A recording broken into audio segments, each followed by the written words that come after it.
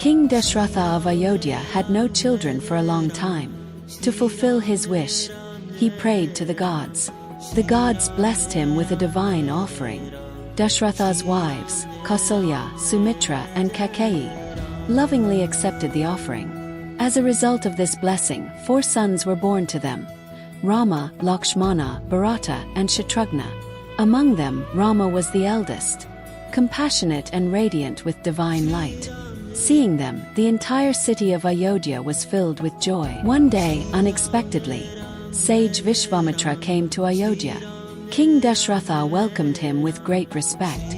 The sage then said to the king, "All the sages are performing a great yajna, but demons are disturbing the ritual. Please send your sons Rama and Lakshmana with me to the forest. They will protect the yajna." Hearing this, King Dashratha became very worried. He was hesitant to send his young sons, but fearing the anger of Sage Vishvamitra, he agreed and sent them.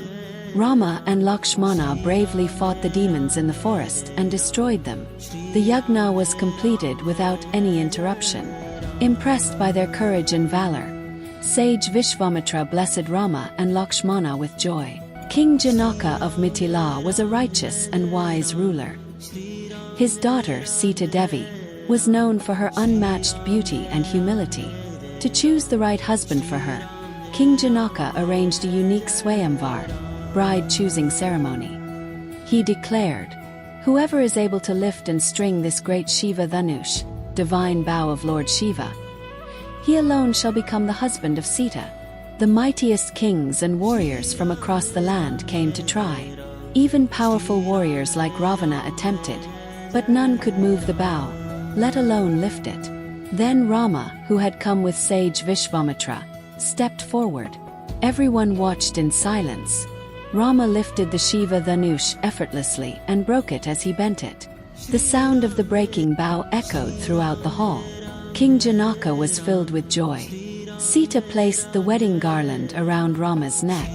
In the presence of King Dashratha from Ayodhya, many other kings and people, a grand wedding ceremony took place. Thus, Rama and Sita were united in Mithila in a sacred bond of marriage. One day, King Dashrath decides to declare Rama as the crown prince. Hearing this news, the entire city of Ayodhya bursts into celebration.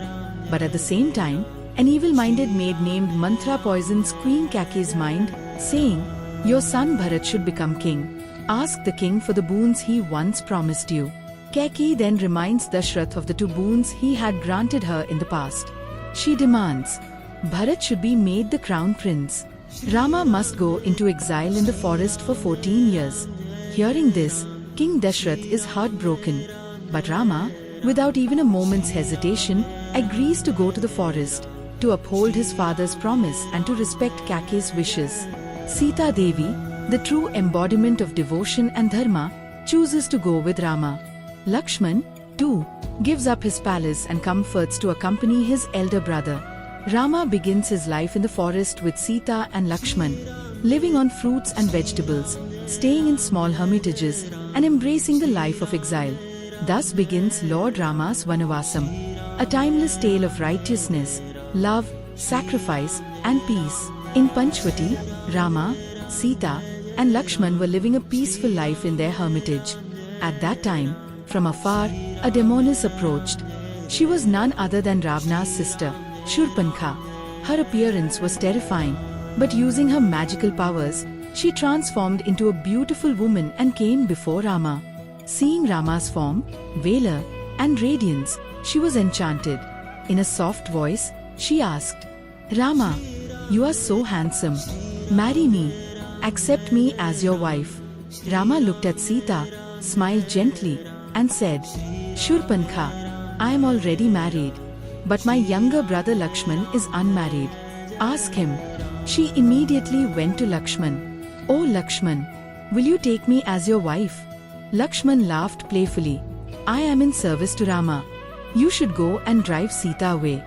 Then Rama will marry you." Hearing these words, Shurpankha's eyes turned red with anger. Enraged, she rushed towards Sita to harm her.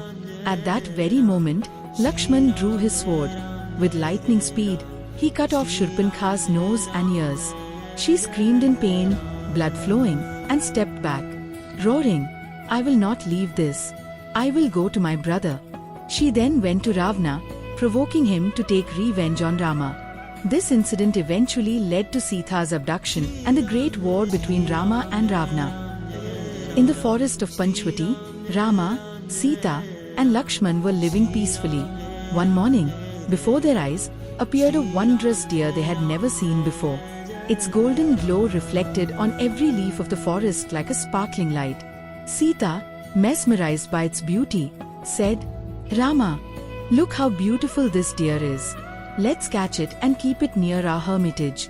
Though Rama was a bit suspicious, unable to refuse her words, he picked up his bow and arrows and ran after the deer. But it was no ordinary deer. It was Maricha, a demon sent by Ravana in disguise. After chasing it for a long time, Rama finally shot his arrow. In its dying moments, the magical deer imitated Rama's voice, crying out, "Ha! Lakshman! Ha!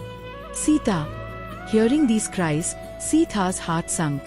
Afraid, she urged, "Lakshman, Rama is in trouble. Go at once and save him." Though Lakshman hesitated, he could not refuse her words and ran towards Rama.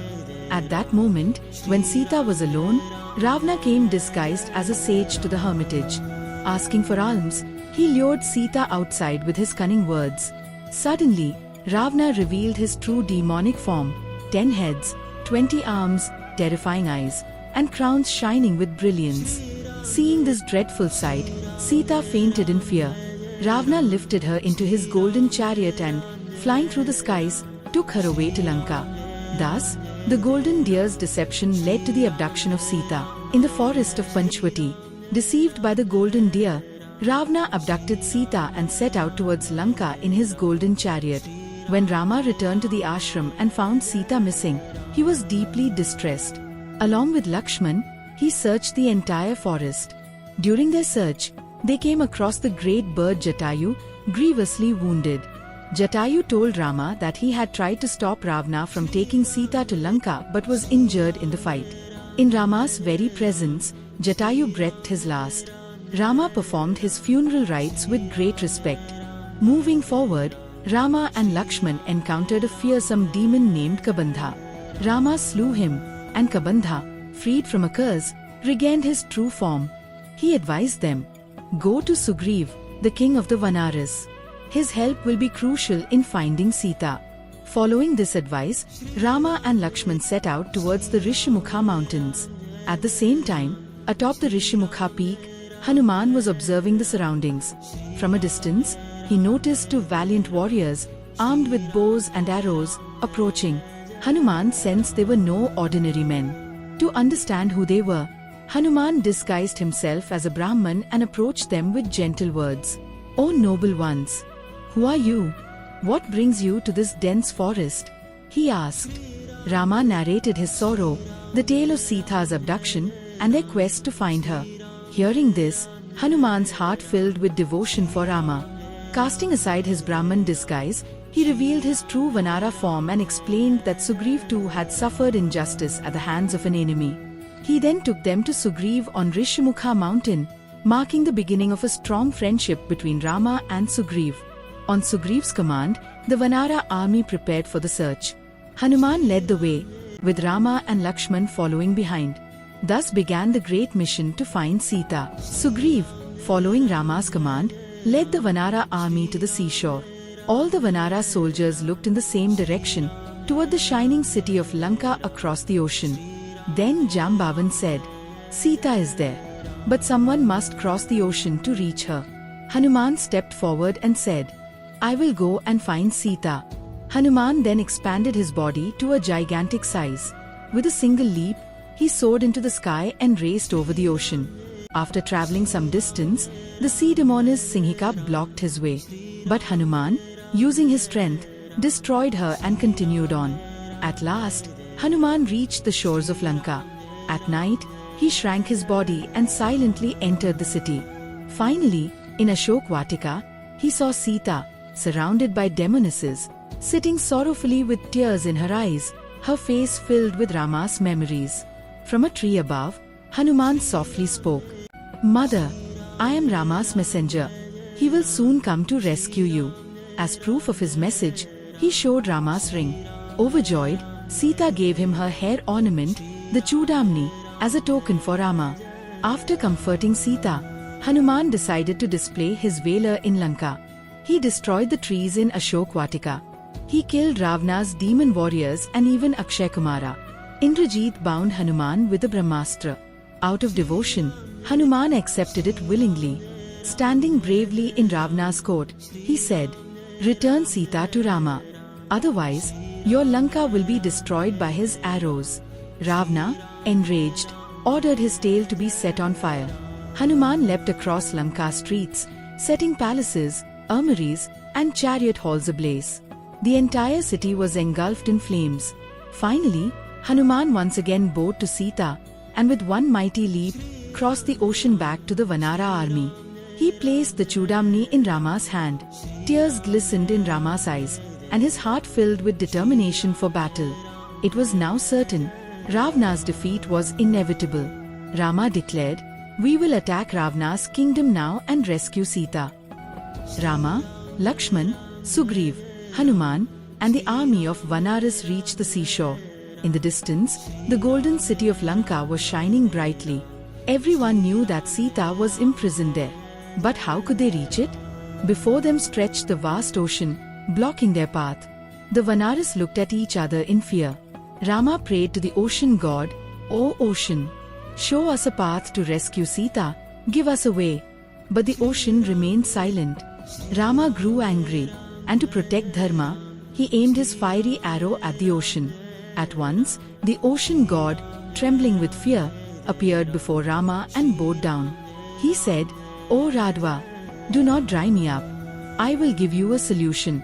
Among your army are the Vanaras Nala and Neela, who possess divine powers. The stones they place will not sink in the water. If you command them, they can build a bridge across the ocean." Rama was pleased and called Nala and Neela. The Vanaras joyfully brought huge stones and giant trees and threw them into the sea. But a miracle happened. Instead of sinking, the stones floated, because on each stone, the Vanaras had written the sacred name, Sri Rama, and by the power of that name, the stones floated on water. With enthusiasm and devotion, the Vanaras sang and worked tirelessly. Thousands of stones and trees joined together to form a massive pathway. As the days passed, a wondrous bridge toward Lanka was built. It was not an ordinary bridge, it was the Rama Setu, constructed by the glory of Rama's name. Finally, when the bridge was completed, Rama and Lakshman walked in the front, followed by Hanuman, Sugriv, Jambavan, and the countless Vanara army, marching toward Lanka. Their faces shone with courage and faith. The time for Sita's liberation was near. Rama, Lakshman, Hanuman, and Sugriv, along with the Vanara army, built the Ram Setu and reached Lanka. Meanwhile, in Lanka, a new development occurred. Ravana's younger brother Vibhishan came to surrender to Rama. Bowing down, he said, "My brother Ravana has committed adharma. He has unjustly imprisoned Mother Sita. I seek refuge in you, Rama, and stand by your side." Rama embraced him warmly and declared, "From now on, you shall be the king of Lanka." The great war began. A fierce battle erupted between the Rakshasas and the Vanara army. Ravana then sent his powerful brother Kumbhakarna into battle. As tall as a mountain, Kumbhakarna smashed through the Vanara army. The monkey scattered in fear. Rama and Lakshman fought bravely against him, and at last, struck by Rama's arrows, Kumbhakarna fell to the ground and died. Hearing of his brother's death, Ravana was filled with rage. The war turned even more dreadful. Ravana's son Indrajit, Meghnada, entered the battlefield with his magical weapons. One of his powerful arrows struck Lakshman, who fell unconscious on the ground. Rama, holding his brother, wept in grief. At that time, Sage Sushena said, "Only the Sanjeevani herb, found in the Himalayas, can save Lakshman's life." Immediately, Hanuman leapt into the sky and flew towards the Himalayas. On reaching, he saw countless herbs and could not identify the Sanjeevani. In that moment, he made a great decision. He lifted the entire mountain and carried it back to Lanka. The Sanjeevani herb was given to Lakshman, and at once he regained consciousness. After a series of defeats, Ravana himself entered the battlefield. With his 10 heads glowing fiercely, he looked terrifying. Rama stood firm on his chariot, bow in hand. The skies filled with fire and showers of arrows. Ravana used many illusions, but Rama, calm and focused, destroyed every illusion. Finally, with the guidance of the gods, Rama recited the Aditya Hridayam hymn, gaining immense power. He then mounted the Brahmastra onto his bow and, with deep concentration, released it at Ravana. The arrow pierced Ravana's heart, and his 10 heads fell one by one to the ground. As Ravana's mighty body struck the earth, Lanka itself trembled. At that moment, the gods, sages, and Gandharvas showered flowers from the heavens. The skies echoed with the chant, Jai Shri Ram. Vibhishan was crowned the king of Lanka. The time for Sita's liberation had arrived. Thus, Rama's Dharma Yudh, righteous war, was gloriously victorious. With Ravana's defeat, the great war of Lanka finally ended. Dharma was restored once again in the Golden City. The Vanara army rode in joy, echoing Jai Shri Ram through the skies. With Lord Rama's blessing, Vibhishan accepted the throne of Lanka and vowed to rule with righteousness. Yet, deep in Lord Rama's heart remained a quiet concern. He feared that people might doubt Sita's purity after her long captivity in Ravana's palace. Bound by his duty as a king, Rama gently said that Sita must prove her purity before the world. Sita, calm and fearless, said, Lord Rama, I have always belonged only to you. I am ready to prove my chastity before Agni Deva. She prayed to the fire god and stepped into the blazing flames. But the fire could not touch her. Instead, her face shone even brighter with divine radiance. Agni Deva himself appeared and declared, Goddess Sita is pure. She has always been devoted solely to Lord Rama. Hearing this, Rama's eyes filled with tears. He embraced Sita and said, You are my very life, O Sita. After the war, Rama, Sita, Lakshman, Hanuman, Sugriv, Jambavan, and the Vanara army set out for Ayodhya. Vibhishan bid them farewell with deep respect. They travelled through the skies in the Pushpaka Vimana. Meanwhile in Ayodhya, Bharat had been living in penance, awaiting Rama's return. When he heard the joyous news, he decorated the entire city with flowers.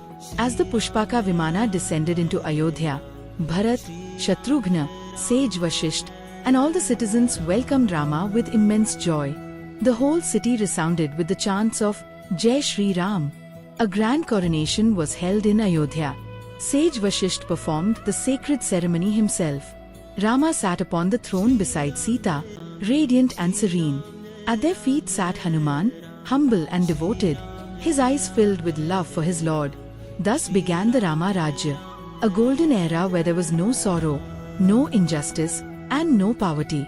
Every home was filled with peace, virtue, and happiness.